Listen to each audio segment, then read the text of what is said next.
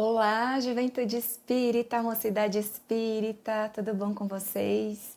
Vamos falar um pouquinho hoje sobre a importância da infância, da volta do espírito ao mundo corporal. Estamos no mês de outubro, mês delas, das crianças, e aí a gente vai ver um pouquinho a importância do espírito de passar por essa fase tão bacana que é a infância. Alguém aí tem irmãozinho pequeno, tem priminho? Como é que tá em casa? Já voltaram para as aulas? O que vocês acham da infância? É importante? É uma chatice? Vocês acham que não precisa? Vamos ver o que a doutrina espírita fala pra gente?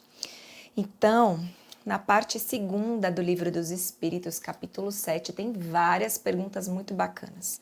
E aí, porque o nosso tempo é bem curtinho, eu separei só algumas que eu acho que vocês vão gostar mais pra gente discutir. E um texto da Revista Espírita, tá bom? Então, a primeira pergunta que eu separei é assim, que eu acho que é bem interessante. Será que o espírito sofre quando ele está no corpo de uma criança? Tipo assim, o espírito é super desenvolvido, tem uma baita inteligência, quer fazer várias coisas. Será que ele fica no corpo da criança assim, ai meu Deus, que saco, não vejo a hora de passar essa fase. Eu quero namorar, eu quero logo ter minha profissão. Ai meu Deus do céu, esse corpo não deixa eu fazer minhas coisas que eu quero. Será que é assim? O que vocês acham? Vamos ver o que os espíritos respondem, porque Allan Kardec perguntou isso, gente. Ele teve essa curiosidade. Allan Kardec era o cara. Ele perguntou tudo que você tem vontade de perguntar, Allan Kardec foi lá e perguntou para os espíritos. Aí os espíritos responderam assim: não, esse estado corresponde a uma necessidade.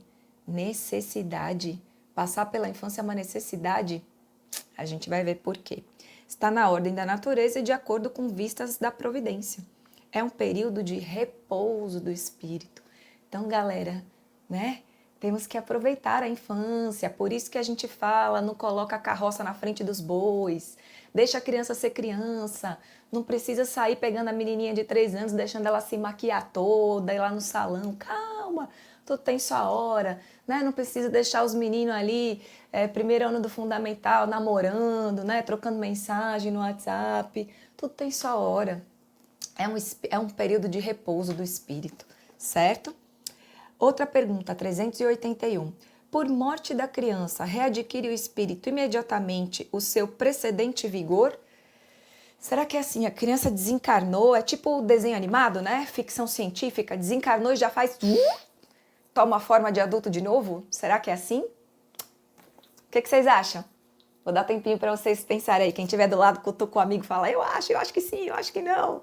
Vamos lá. Resposta...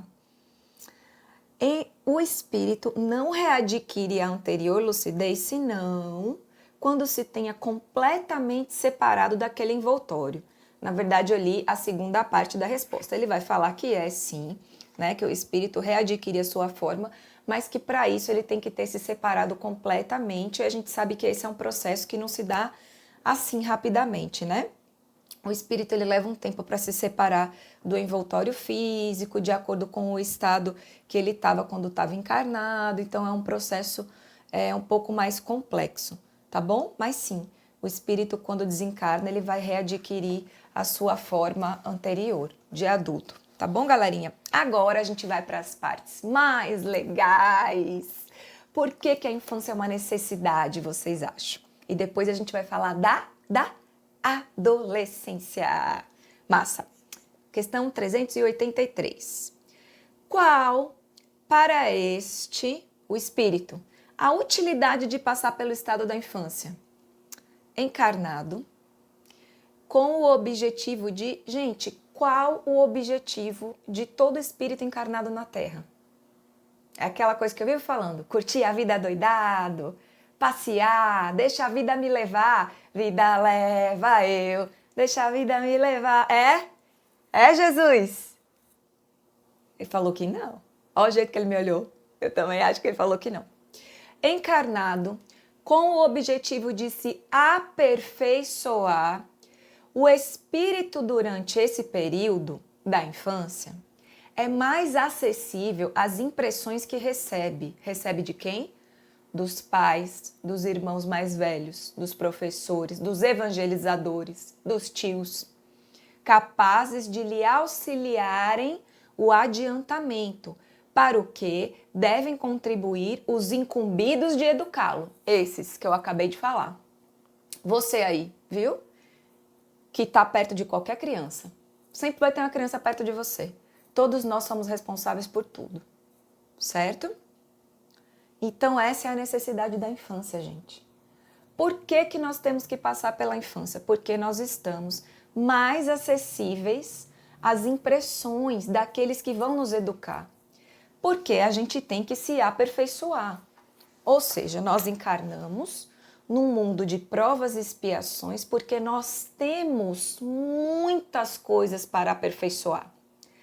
Nós temos vicissitudes morais, nós temos vícios, nós temos imperfeições morais gravíssimas e nós precisamos de ajuda.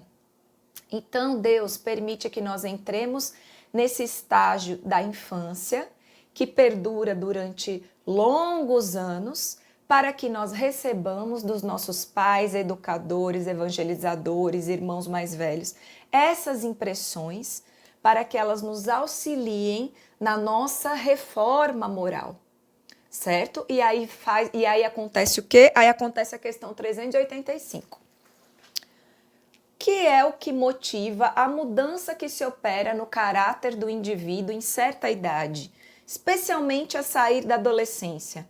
É que o espírito se modifica? Virou na giraia, ficou doidão, entrou na adolescência. Meu Deus, o que deu nesse menino? O que aconteceu? O menino surtou, era tão bonzinho, era timidozinho, ficou doidão, então era super expansivo, ficou quietinho. O que aconteceu? O que acontece nesse negócio de adolescência, né? É uma enxurrada de hormônio e vira tudo e começa a ficar com raiva dos pais e também não quer ver os pais perto. E, gente, normal, eu não tô criticando não, eu passei por isso também, né? Porque é muita coisa, é muita mudança, você começa a descobrir o mundo e o espírito começa a tomar posse do corpo e tomar posse de si. É isso que acontece com a enxurrada de hormônio. Não é fácil, não é brincadeira não. É difícil segurar, né? Vamos ver aqui os espíritos falam. É que o espírito retoma a natureza que lhe é própria e se mostra qual era. Você tá bonzinho? Com seus pais? Com os amigos? Na escola? Então você tá dedinho pra cima. Você tá legal. Continue. Vou continuar. Não conheceis o que a inocência das crianças oculta. Não sabeis o que elas são, nem o que foram, nem o que serão.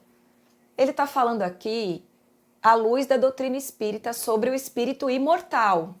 Nós não sabemos quem são esses espíritos que estão dentro da nossa casa, essas crianças. Não sabemos de onde vieram, não sabemos o que são e não sabemos para onde vão.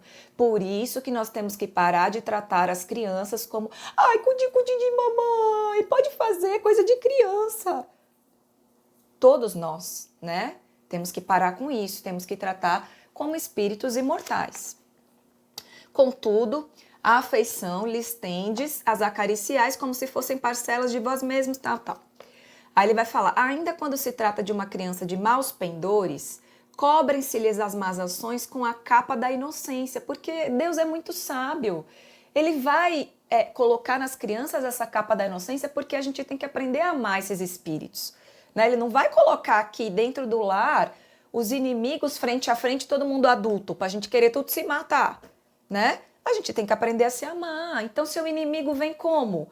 Ele vem em forma de uma criança, de um bebê inocente, dependente de você, que você vai aprender a amar desde o dia que ele nasceu, né?